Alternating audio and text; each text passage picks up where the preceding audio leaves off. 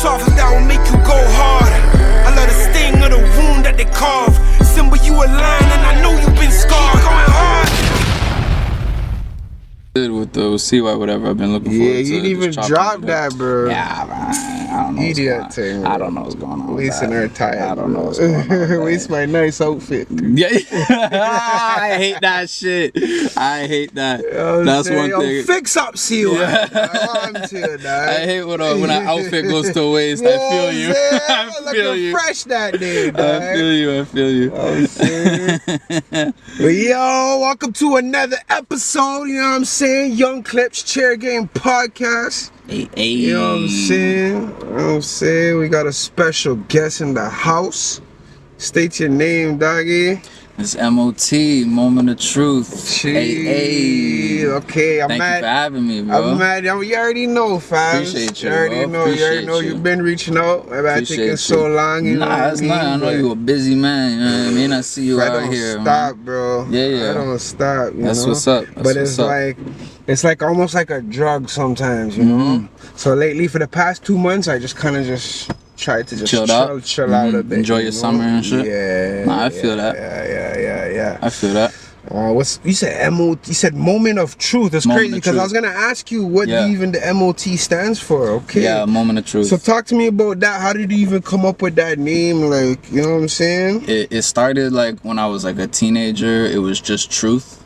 Okay. And then when I got a little bit older and got into making like a little bit more different type of music, I was like, oh, if I had a band one day, it would be called Moment of Truth. That would be like the band. And then I never got the full band together, so when I started just like, you know, putting out music seriously and dropping videos and shit like that, I started branding myself as M.O.T.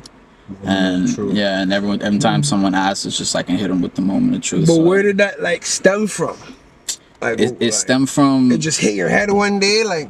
Nah, well, it just stemmed from me just like always, like it was always, I made a point like when I was writing my raps back in the day when I was a kid, like just to be as truthful as I can, you know what I mean? And to never cap about nothing, to speak my truth and to no just cap in your rap. Yeah, you know what I mean? Just to speak my truth and make it as authentic as I can to me, you know what I mean? And not talk about shit that I don't know, don't speak on things I didn't do, So you're saying before you started, that was like your goal in this in this lane, like for sure it was keep it real, yeah, for sure, you know what I mean? Because obviously when you start off, you're just like talking about craziness, you know what I mean? When you're just a kid and you're just starting to put words together, you know? No, facts. You know, and you're inspired by like whatever you're listening to. You're talking about dropping bodies and you're talking about doing this and that, and you're like, whoa, you know?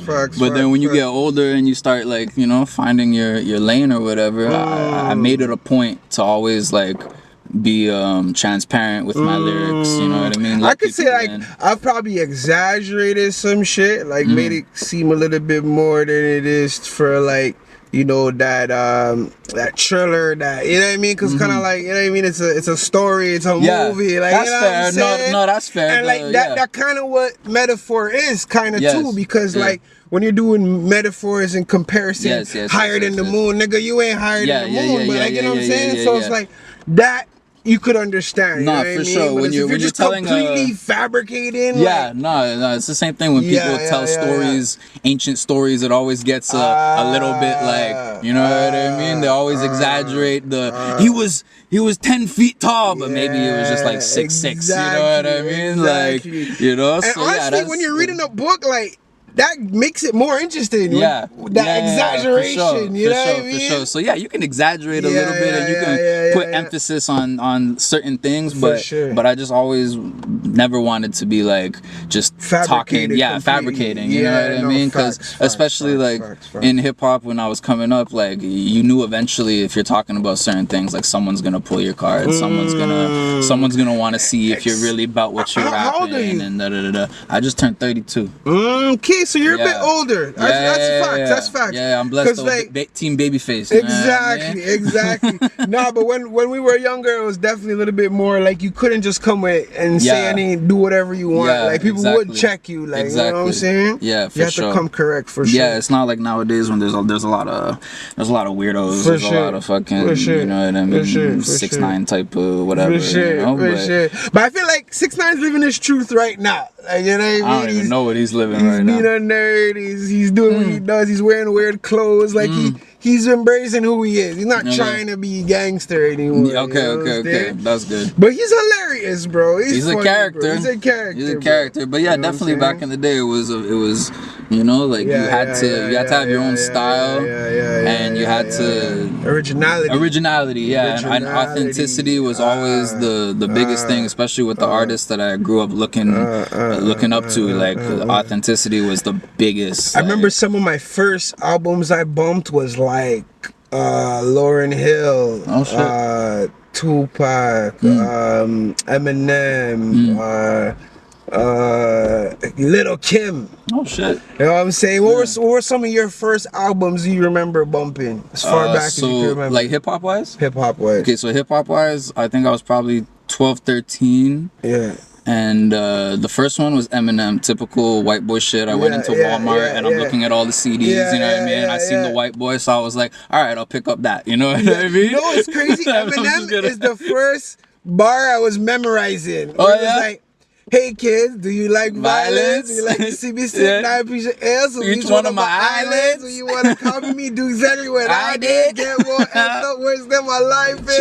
Trust me. Yeah. Crazy white boy fucking up stuff. So as soon as I popped that, well, someone put me on to his shit, like, in the MP3 days, my boy would come over with his MP3 player and be like, oh, listen to this, and he put me on to M, he put me on to G Unit, he put me on to one of the first hip-hop songs I ever heard, like on that MP3 list, was Kanye's Jesus Walks. That was one of the first ones that I heard. It was like Lose Yourself, Jesus Walks. Damn, I said MP3, bringing it back. You remember the MP3 player? Yeah. And I didn't have one. I was still on CDs, but my boy had one. He came through and he was like, I just downloaded all this shit. You gotta listen to it. And I was a rock kid, so I was kind of like, I don't know, like, you know. Oh, you were bumping rock and roll early. Yeah. I grew up Is that on rock. something you grew up, like your parents were listening to? Yeah, my pops was pretty much only rock type shit. Yeah, Rolling Stones, more, you know what I mean? Yeah. But I grew up really on like 90s, 2000s rock, that type of stuff. The grunge stuff, and then the early 2000s. Give me some popular names to see if I know any. For me, the big ones were Pearl Jam, Nirvana, Alice in Chains. And then when I got a little bit older, the big one where I guess the first time I heard someone rapping on a thing, Linkin Park, that's like one of the biggest like mainstream type of shit, you know. So yeah, I grew up on that type of stuff. Limp Bizkit too is when I started hearing like some rap in with rock, and I was like, oh shit, okay, that's different, you know. And then 12, 13 is when my boy put me on to Lose Yourself. Was the first one that I heard, and as soon as I heard the guitar, that's because I was already used to listening to rock, so when I heard the guitar and Lose Yourself, I was like, oh, okay, like I get this, I understand this, you know what I mean? I guess Eminem is a good transition still, because he's just like crazy, bro. Especially back then. Crazy. But like, I'm not a Kanye fan per se, like I don't bump any Kanye. You're not gonna hear any Kanye like in my car or whatever, but that song Jesus Walks is probably one of the like greatest songs like of all time. From him, or just period? I think period. Wow. Definitely for him, it's one of his best songs. But I think it's a powerful fucking song, you know. So that got, and then you know, so M led me into 50, and that whole G Unit thing. I got into T.I. Pretty heavy, and then that just like, and then my boy put me on the Pac, and then I got into that, and then from there, Bone Thugs. And then Bone Thugs, it was a little bit later on, but I really gravitated towards them because they were harmonizing with each other and putting like heavy melodies and stuff like that. The first melodic rap things I can really think of still. Probably one of the first, first, and one of the most unique. You know what I mean? One of the most unique. So that was a little later. That was like a little later on when I started looking through stuff. You know? But the first few ones were definitely like M50 and like everything attached to that, OB Trice, D12, G Unit. Okay, how old were you the first time you actually wrote some lyrics, and then how old were you the first time you actually went in a studio? Wrote some lyrics, I was probably 13. 13? Probably 12, 13, around those times. Okay. What grade is that? That's like Sec 1. Oh, 7? Yeah. Okay. Secondary 1. Okay. So yeah, grade 7. Yeah. Okay. Yeah, probably the first time that I Wrote something down and made it rhyme or whatever. You know, like that was those times. Studio. I mean. It depends what you consider as a studio. Like recording studio. You know, like a real studio, like, or just recording. No, because like we went through the evolution of. You That's know a good point. That's a good point. That's a good point. Because we went through. I do both. Dog, the first time we ever recorded anything, me and my boy, we had the beats on a CD. We played the beat off not a boombox, but a fucking. A mic, stereo or whatever, you know what I mean? You know those little stereos or whatever, little radio or whatever. Oh. So we played a beat off of there. You're not going back to cassettes. No, not Recording cassettes. on the cassettes. No, not cassettes. Okay. I'm not that old. Like you're not that old. I'm not that old. Not cassettes. CDs, they were burnt or whatever. Burnt CDs. Put it in the stereo. Press play, and then on our little cell phones that we had at the time, you can record like voice, you can record things, you know what I mean? So we would press record on the phone, and you would have to make sure like the phone and the beat wasn't too loud, and the phone was just close enough to hear the beat but also close enough to hear your voice. And then, you know, you do it one time and then you go listen to it and you're like, oh fuck, I was too far away from the okay, we gotta do it again. And you have to do the whole song in one take. You know what I mean? Super bad. Yeah. And then after that, probably the first time recording was with my guy Payne, and it was just like like one of those first IMAX type thing. When those came out, IMAX. Yeah, the Macs. What the fuck were they called? Not MacBook. Like the first fucking Apple. Stream. Yeah. Okay. Yeah. One of those. One of the first ones of those when those came out. Okay. Those had a recording function option in it. You know what I mean? So he would pull up beats on YouTube. Press the beat, go open up the recording thing, press record, and you know what I mean, make sure we're close enough to the thing. And then eventually we graduated to a little like computer mic, and he downloaded the software Audacity. Shout out to Audacity, that's where it all started, like actually like properly recording, you know what I mean? And then there was a lot of like just recording in so yeah, those were the evolution, you know, first real studio or so whatever. You're kind of like a vet, like you're not a novice to this, like, you know what I'm saying? Definitely not. I've been like fucking around. Yeah, I've been fucking around. But I mean, shit was whack back then, don't get me wrong. Like I wasn't good, you know what I mean? But I was doing, we were trying, you know. So I did a bit of my homework, and I know you used to go by Mad Raps. Talk to me a little bit about that. How'd you find that one? I do my homework. I do my research. Oh god. Yeah, so it was Truth, aka Mad Raps. That was the high school, the high school name or whatever. And Mad Raps was just like, you know, back in the day, like everyone wanted to have like the alter ego or whatever, like the Slim Shady or the fucking, you know, the Tupac had Machiavelli. Oh, and, like, your alter ego type of thing? Yeah, the alter ego, you know what I mean? So there's some other big ones that I'm thinking about. I just can't remember them, but it was a popular thing to have that alter ego, you know? So break this down between the Truth and the Mad Raps. What's the two? So like Truth was like the personal, heartfelt, like talking about like what I'm going through in life and like the real shit, you know what I mean? Like just like that type of vibe. And Mad Raps was more like when you're just rapping to rap and you're saying some crazy shit, maybe, you know what I mean? You're just whatever comes to the top of the dome. That's interesting though. You're feeding into that because like I think the first time like the alter ego thing stood out to me is probably with like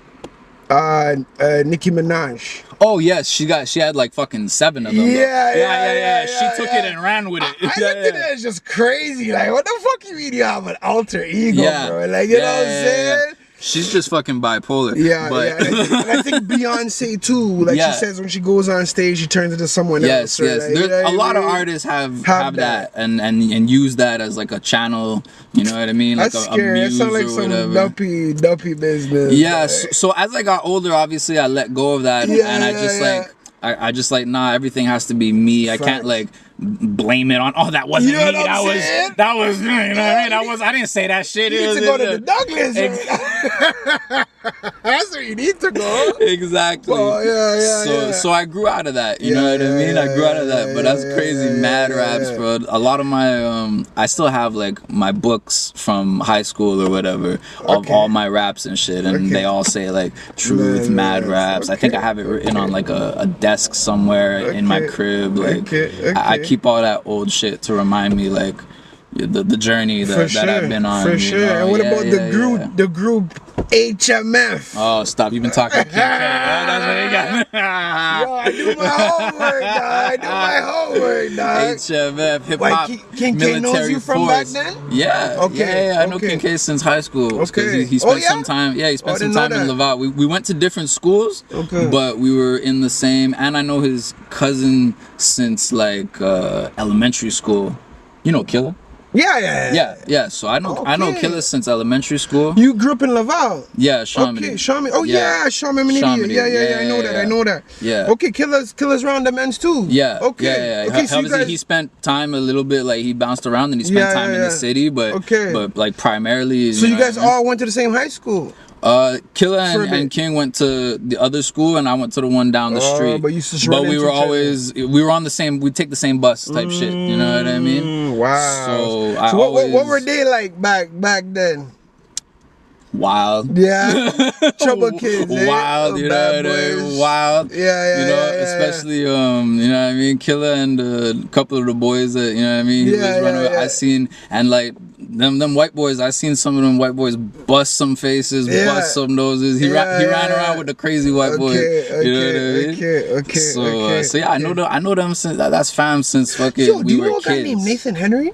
Nah, I don't. Nah, I don't know that one. That's a crazy white boy? No, he's my cousin, but he's from Shawnee too. Oh, okay. You guys are around the same age. Okay. Nah, I don't know. He might be a little older than you actually. You said you're 30? 32. 32? Yeah, he's around yours, like 34 around there. Okay. Yeah, so HMF was me, my boy Payne, and our boy Shadow.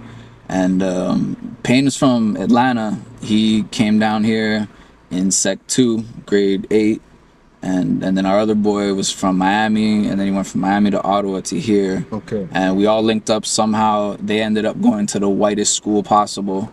If they would have went to the other school where King and Killer and a bunch of other dudes were at, they would have like blended in more or whatever. But they ended up at what was it called at the time? Mother Teresa, and then it was Laurier Senior, and it was like a predominantly like Italian kids with money type shit. What were the girls like out there back in the days in Laval? A lot of white girls. And our school. It was predominantly Laval was mostly white. Yeah, back in the day for sure. Back in the day for sure. But where I grew up in Chamonix, it was predominantly Greek, but I always had Italians, no? They had a little section? Not in Chamonix. Italians were like in Vimo. Okay. And it was more of like more of a richer area. Chamonix was more regular. Okay. You know what I mean? Like the kids that I grew up with Greeks, I grew up with some Indian kids, I grew up with some black kids. Chamonix had a little bit more diversity than the other most of Laval, you know what I mean? Chamonix had the little diversity, you know. So I grew up around everything. My mom. What's your ethnicity? So I'm half Mexican, half Scottish. Get the fuck out of here! Yeah. Wow, I would never imagine that. Yeah. Mexican. Yeah. So my mom, being Hispanic, she taught me like, we don't see color, you know what I mean? Like we don't. And your mom's a Mexican one. Yeah. Okay, so you're Mexican basically. Yeah. Because I feel like we more adapt off what our mom is, because like, definitely, especially when you don't really have like a strong relationship with your father. Exactly. I always gravitated towards that, and there was a point in high school when I was really trying to claim it.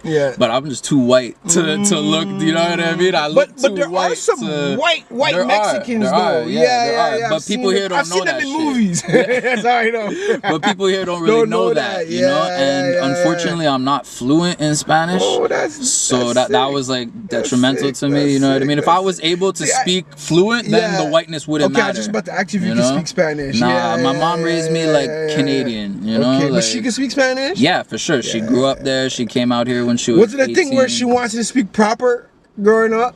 Nah, not really. Not really. Because my mom, growing up, she didn't really want me speaking Patois as a Jamaican. Oh, yeah? Because she wants me to speak properly. Oh, speak properly. Stop talking like that. You know what I mean? So it's like, it's not the same thing. I think she just wanted to give me the Canadian experience. You know, shit. We didn't really speak no French. It was really just English. My pops is English. And Laval was more English them times too. Yeah. Definitely. Okay, so go back to the girls now. Don't try to run away from the girls topic. Talk to me. Our school was always known as having like fine Italian girls. Okay. That was like a thing. You know what I mean? Now, I was not particularly popular with these fine Italian girls, but they were there. They were in the school. You know what I mean? Like I was surrounded by lots of good-looking girls. But I find like Italian, they really stick to themselves. They don't really into the mixing thing. Like definitely. They do. Okay. But yeah, it was. So did you get one of them as a girl or? No. My girlfriend, my first girlfriend was Quebecois. Oh yeah. Yeah, she was like French descent, and then my second, like my high school sweetheart or whatever, was Colombian. Okay. So who did you lose your virginity to? The Colombian. The Colombiana. I hear that. Fire. Yeah, Shout out Miss Colombia. You know what's crazy is that her little brother is like my homie to this day. Wow. But I was lucky enough somehow to have some girlfriends in high school. You know, even though I wasn't like Mr. Popular or you know, I was very like introverted and like I wasn't really quiet like to yourself. I was quiet. I didn't really have like swag or anything like that, you know, but somehow I managed to pull a 1-2 and so I could at least say like there's somebody for everybody. Yeah, I could at least say that made my high school experience like a little bit better. You know what I mean? At least you lost your virginity in high school. You know what I'm saying? So it could have been all that. It could have been worse. It could have been worse. You know? But generally speaking, the high school experience wasn't really like it wasn't it. You know what I mean? Thankfully, I linked up with my boy Payne and my boy Shadow, and they helped like get me through it. Like the little light bullying and shit stopped when like I started hanging around them. You know what I mean? And shit like that. You know, like. So I just kept to myself type shit. Let's go back to the music 1 second. Yeah. Explain to me your sound, because it's like. I guess lately I feel like you're tapping more into like, I don't know, maybe you're what you really want to do. So when I say that, it's like, okay, because I see also you said you started off in rap, you're calling it rap, hip hop, this, that. Now you kind of sound a little bit more rock and roll, country-ish. So it's like, I don't know, but I see that you still kind of hold on to the hip hop. So like, talk to me a little bit about your journey. What kind of music you're trying to do? What do you call your music? Talk to me a little bit about that. So obviously it started off like hip hop, rap. Okay. Like that's like my home. That's like the base of the tree or whatever is hip hop, and it's like it's what got me into making music. So I'll always have love for that. I'll always have love, respect for the culture, the art form. Like it embraced me, and you know what I mean. It taught me how to write songs and how to be a lyricist and how to be a songwriter and shit like that. You know. So, but I found myself like falling back in love with the shit that I grew up on as a kid, the rock shit. And just naturally wanting to do something different and just like mix it, and it's not necessarily like the stuff that I do. Are you trying to mix both? Or are you just trying to get into rock? What are you I'm trying to mix because the rock guys for a long time didn't want to embrace me because I was still doing rap in my rock shit, and they just wanted just pure rock shit. So my shit was always a little mixed. So it was either the pure hip hop heads didn't want any rock, or the pure rock heads didn't want any hip hop. But nowadays people are a little bit more. So I always found that the Linkin Park and the Limp Bizkit was the best rock sounding stuff, but the hip hop parts were always lacking to me. I always found like the bars were weak. You know, no disrespect to Mike Shinoda and then, you know, the guys, you know what I mean? Like, but when I started listening to more hip hop, I'm like, fuck, bro, why can't like the rap be as high tier as these other rappers, but on that rock shit. You know, I always found like when there was rap on rock shit, it was always like very basic, very like just like the bars weren't like the priority up to par. You know what I mean? So I always put bars, lyrics first. I hear you, I mean? And like I feel like I got lost into that because I got lost into like trying to focus on bars and make it intricate and deep and this and that and that. But like it's about finding a balance, because then you kind of take away from like the freedom and the artistry too when you focus too much on one thing. So I don't know if you noticed, like lately I drop a 1-2 track and I've been like singing and shit, right? I do peep that. So I'm realizing when you do the melodic thing though, you don't need to focus too much on the bar, because it's like what you're delivering is what's gonna hit. Like, you know what I mean? Finding that balance.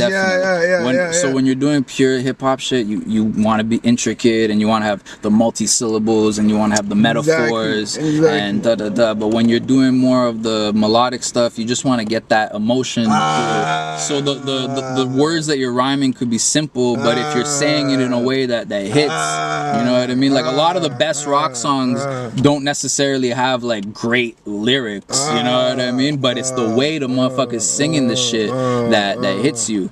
So I've been trying to find the balance of, I don't want to be too much of anything. I just want to be like a mix. And the shit that I've been working on lately, I've kind of been bouncing around. It's not too much rock, but it's not too much rap. It's like a nice blend. And I've also been fucking around with the 80s vibes. Like the last single I just released is on some like 80s vibes type of stuff. Cause like I'm trying to have people have a good time at the shows. I want to see girls dancing at the shows.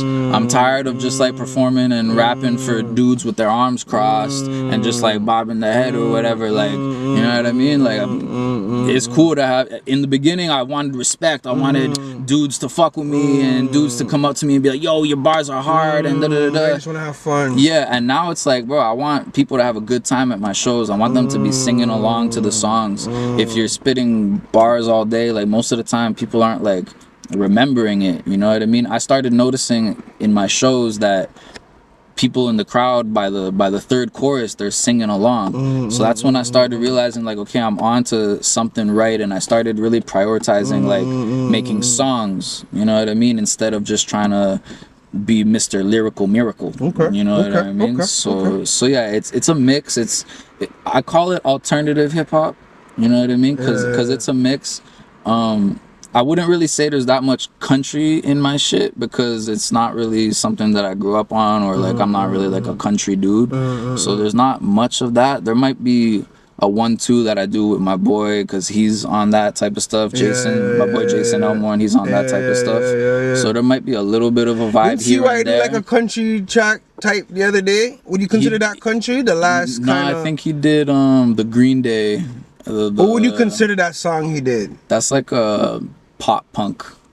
Pop punk? Yeah. Okay. Yeah. Okay. Yeah. Like that's more like on the punk vibe, and that's also something I was never a punk kid. I was never a pop punk kid. So like that whole Sum 41, Blink 182, My Chemical Romance, those bands were never my shit. I like the darker, the heavier, the not metal. I never liked screamo type shit, you know what I mean? Yeah, no yelling, bro. Yeah, no, I'm not into the screamo stuff necessarily, but I always like my stuff with a little bit more edge and just big melodies, big choruses, big catchy choruses that catch your ear and make you want to sing along and shit that hits you, you know what I mean? So I've been bouncing around recently. You're just trying to find your niche right now. Yeah, pretty much. Like the album that I'm working on right now, it's called Kenny's Jukebox.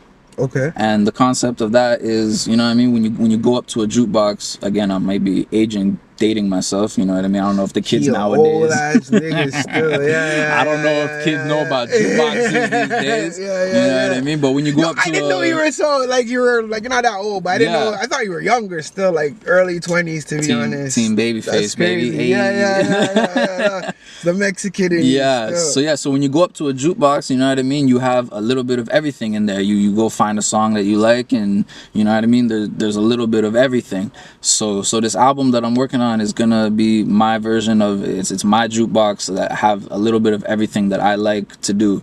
So it's gonna have, you know, a couple rap records. It's gonna have a couple more leaning towards rock records. It's gonna have some 80s vibes. It's gonna everything that I've been messing around with lately. It's gonna be all put into one, and mainly because I'm like musically bipolar and I can't just fixate on one. Like I can't just do a whole 16, 12 track of rap. I can't do a whole rock thing. Like it's too much. You know what I mean? So I'm just like I'm having fun with it. And like I said, the shows that I've been doing, I want people to have a good time at the shows. I want them to be singing the songs. For sure. You know what I mean? That's really for sure. That's how you go. I've kind of marketed myself less as a rapper and more as a songwriter, more as an artist. You know what I mean? But I will always rap on like every song pretty much. Because that's your roots. That's my roots. So even the 80s vibes, the rock vibes, like the verse, I'll always be rapping. You record at Mercury Music, right? Yes, sir. Okay, so yeah. So this guy has me parked up at Mercury Music right now. Hey, we had to pay some taxes to be on the block right now, you know, by the debt. How do you know Mercury? How do you know Cali? Shout out Cali. So we actually, the first time I met him was way back when I was a kid, maybe 15, 16. Because my neighbor was KB. I don't know if you know KB, but he ran with Action Man, and Cali. They were kind of like a little, and maybe some other guys that, so. You know what I mean? Action, I think Bamboo. They're together. They're like in the same circle right now. Yeah. So when I was a kid, my neighbor KB, he said, "Yo, I'm gonna bring you to a video shoot that I'm doing with Action, and he brought me to Park X for a video shoot, and that was my first like little experience of being like at a video shoot, and you know, he brought me to the hood. You know what I mean? He had me there, like, so you can go watch that video and you just see a random white boy in the back. Cali brought you there? I mean? No, KB, my neighbor KB brought me, and that was the first time that I met Cali was there. Through KB, and that was back in the braids era. That's when Merker had the braids. That's way back. Yeah, way back. Okay. So that was the first time we met. Said what's up, whatever. I didn't even know Cali had braids. Yeah, that's way back. So then after that, you know, whatever, time passed, and we mainly like. You ever had braids? Nah, like I do the. Sorry, yeah.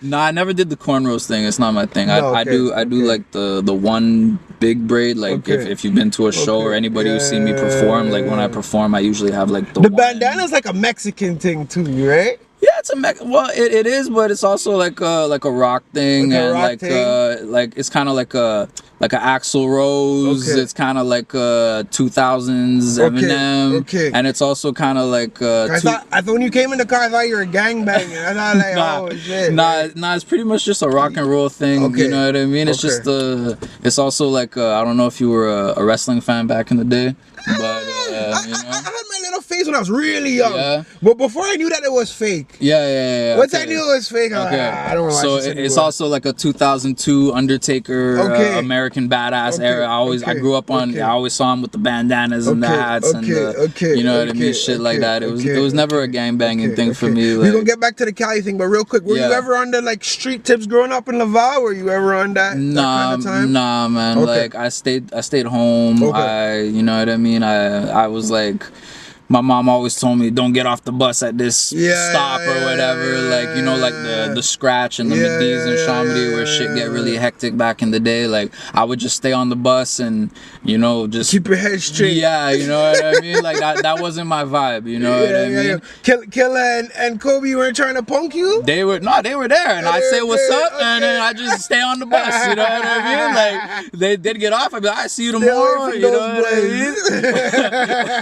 Like, I remember those days of like driving by there and you just see 30, 40 dudes. Like I'm sure even Rico told you about like stories about that area or whatever. Rico Blocks, like, shout out Rico. You know him from back then too? No, not really, but because he's way older. Yeah, he's like another generation. Trying to make him sound Rico. You're the one who said way older. How old you is, Rico? He's a generation above me or whatever. For sure. Shout out so Rico. Shamedy had that going on. but it never interested me.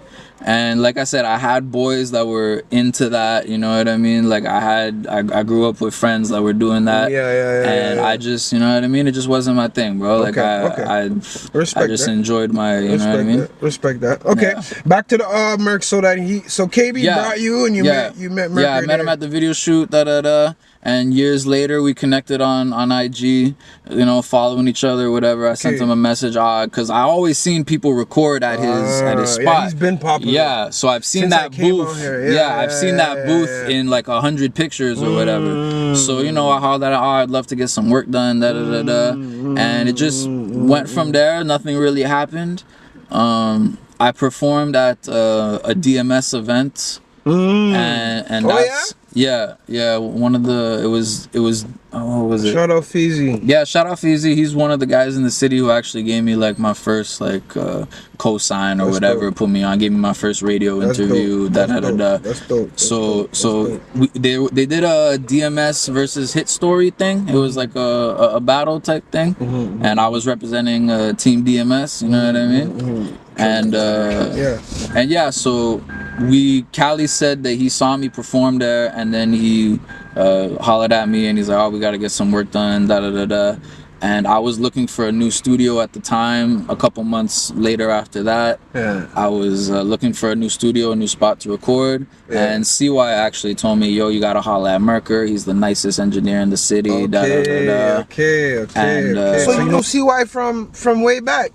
Yeah, not like crazy way back, but like probably you know, a good 7-8 years, you know what I mean? Like early 20s when I started like doing shows or whatever. Okay, you were saying he was the first one to put you... Yeah, he was the first one to put me on some of my first like shows in the city. Hey, shout out CY. You know what I mean? Shout out CY. CY's gonna clip that part.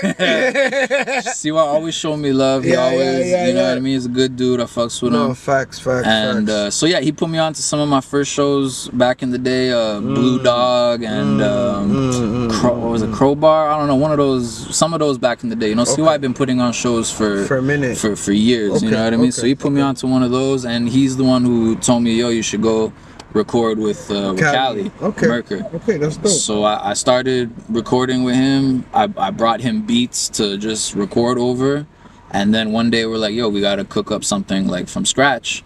And the first song we made was the original Shamedy Blues track, and after that it was just I haven't the one that you just dropped with Widget and King K? That was the remix. So the original track, which was on my first EP with Merker, that was the first song that we recorded together. It came out that came out the song, that beat. And ever since then I was like, what made you do the track with Widget and King K? Like, how do you get that idea to put that together?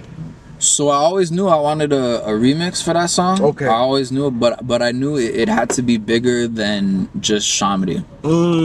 I didn't want to just go get like people from Shamedy. People from Shamedy, because then it's just a Shamedy thing, and then people in the city can't connect to it, and they're just gonna be like, what the fuck are these Shamedy Laval boys talking about? And you know, there's that stigma of you're in Laval, you must be rich. But Laval gets busy, dog, and the police out there are dangerous. Now today, no one can say nothing. But back in the day, especially when I was in like high school type shit, and I started like going to the city and kicking in the city, when I would tell motherfuckers, I would always say I'm from Shamedy. I wouldn't say I'm from Laval. I would always say I'm from Shamedy, and then they would be like, Laval? And then I'd be like, yeah, you know, but like, and they'd be like, you probably got a da-da-da. And I'm like, nah, bro, like there's a lot of people in Laval that, they're living like that, you know what I mean? But where I'm from, like, it's real regular. And I realized that as a kid, like when I got into high school, and for some reason I ended up at that predominantly Italian school, because a couple of my friends were saying like, they had the good basketball team, so I decided to go there. And I started realizing, you know, when you start taking like the public buses and shit, you know what I mean, you start seeing like what's your surroundings like. When you're a kid, you just take your little yellow school bus or whatever, or wherever your parents drive you around, you see your neighborhood, and that's all you think. I thought Laval was just Shamedy. I didn't know there was I didn't know there was bigger, you know. So in high school, and then you start taking the buses, you start going to kids' houses to do projects, and like expanding your territory. You know what I mean? You start seeing like, oh shit, you guys are living like that out here. Big mansions and 2 cars and da da da. That's what I'm saying. A lot of politicians, mafia people. Heavy people out there. Still. Yeah, that's a whole thing too. That's definitely a thing. But for me, it was a big eye-opening thing to realize, like, oh, like not everyone lives in like an apartment building or like a duplex. For sure. You know what I mean? Or like if they had a house, it was like a regular little, house. For sure. But then when I started going outside of Shamedy and seeing how other kids were living, I was like, oh fuck, like it's actually like, oh, it's crazy. But I was always proud to be from there and to have the humble beginnings instead of coming from the other side when I wouldn't really have much to talk about and I wouldn't really you know what I mean. So I was proud of that. What do you have to say about Ruga saying you're one of the top 3 artists in the city? Shout out Ruga. Wow. Shout out. Big shout out to them for that. Talk to me about when you were watching it and you seen that part and your reaction and everything. So CY sent me that clip. So CY sent me that clip. And then I had to go back watch the full interview to see like I thought when he sent me the clip, I thought he was talking about like white boy Mount Rushmore or whatever, because I was like, yeah, definitely, you know what I mean, definitely, like, you know what I mean. He was talking about King Misery and like some other or whatever, so I was like, yeah, that makes sense, you know. Oh, King Misery is white? Apparently, I didn't know that. I mean, from the outside look, I thought, you know what I mean, but CY actually told me that nah, he's not. You know what I mean?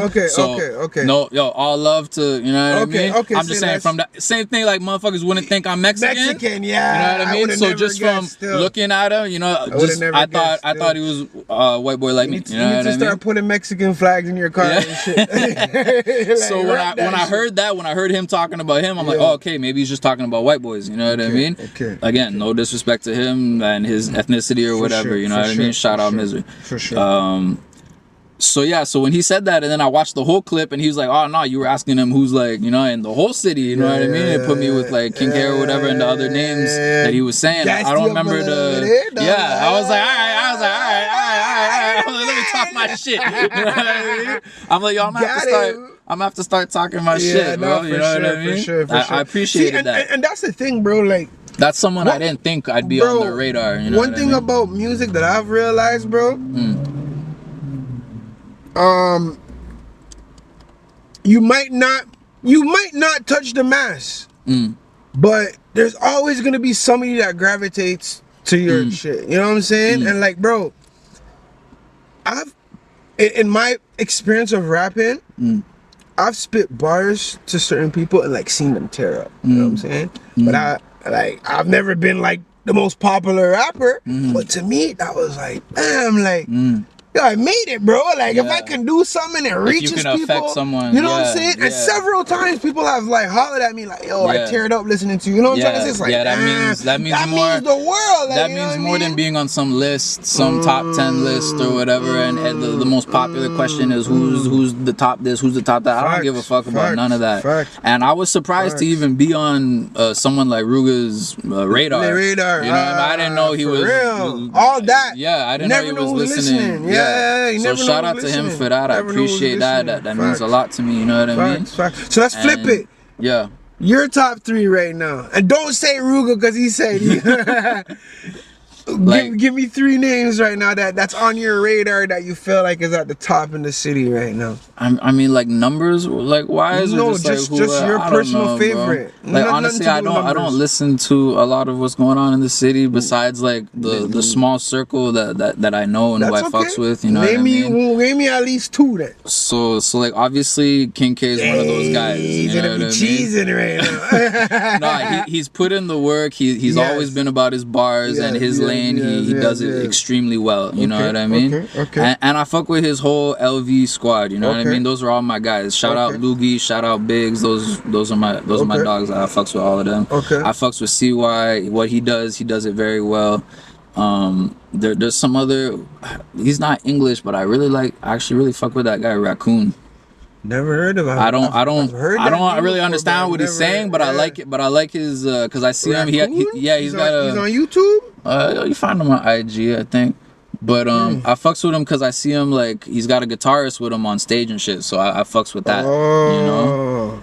And then, like, there's some other guys, obviously, like, but I'm not, like, always, when this question comes up, it's You're like... not too tapped in. I'm not tapped in. Like, I know the big names. I know the Husser and the Shab and the... Honestly, like I know their name, but I don't... If you're trying to expand, though, I must say, because I used to be, like, before this podcast, fams, I didn't know anybody, fams. Like, apart from, like, what I'm dealing with. You know what I'm saying? But, like, I've learned that it's important to know your city, know what's going on, like get yourself out there, meet people, like go perform somewhere you never been before, like it's really getting yourself out there. You know what I'm saying? It's no disrespect to the scene or to anybody like doing it in Montreal. It's just I can't.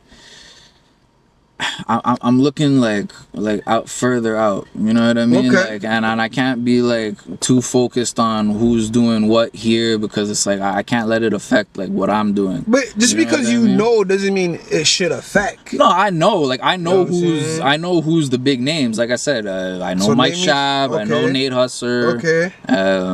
Who's the other ones that everyone brings up? Like if you say their name, I'll be like, yeah, I know him. You know what I mean? Like popular names, I guess. Yeah, you're saying. Those are like the popular guys, you know what I mean? On the French scene, I don't know pretty much anything. It's not my thing. I'm an English dude. I just don't listen. I seen you went to Nashville recently. Yeah. What was that like? What were you doing out there? I was trying to spread my music out there. I was hitting up stages over there. Okay. Why Tennessee? Why? So Nashville is everyone thinks it's just like predominantly country music, but there's a big scene. It's called Music City for a reason. It's everything. Everything's popping over there, and the people over there they like their genres mixed a little bit more than in some other cities. So I knew the people over there would understand like what I'm doing. Some of the artists that I look up to are based out of there. So is this something where like from now on you're targeting there? You're gonna push your music there. You're gonna go out there more. Is that like a target? It's one of them. That's dope. It's one of them for sure. I super respect that. Yeah, it's one of them for sure. I feel like that's something that every artist should do. Yeah. Find somewhere and tackle that. Like, it's no disrespect to what's going on here in Montreal. There's a lot of guys putting in work. Like I said, there's the big names that everyone brings up. And I'm sure there's a lot of guys that I don't know, but they're doing their shit. You know, just like they might not know that I'm doing my shit over here. Like in the last 2 years, I've thrown 3 shows, like my own shows, you know, at Piranha Bar. And each one has gotten bigger and better. You know what I mean? The last one, we almost sold that bitch out. We almost packed it out. Last November. You're doing one this year? Yeah. So when the album is done, I've taken a pause. Basically, we did one for my 30th birthday when I released the EP with Merker, and then we did one the year after. It was Merker actually performed. Also, it was like a Merker music showcase, but starring, like, I was like the headliner or whatever. So that was the second one. And then after the second one, everyone was asking, when's the next one? Don't wait a whole other year until your next birthday to do it, because it was becoming like a birthday thing. I did it 2 years in a row, and both of them were very successful considering, you know what I mean? But it's not wrong with that either, because it kind of like gives people something to look forward to, and know, like, okay, and you can't do it too often. You can't do a show every 2-3 months, because then you end up performing for 10 people. You know what I mean? But there were so many people telling me, when's the next one? I said, okay, fuck it, we're gonna do it 6 months from now in November. And that one we did with Trey Smith. We did it with a local artist that I was messing with in Laval called Jenny Z, and we did it with my boy Jason Elmorn, who plays like country rock type of stuff.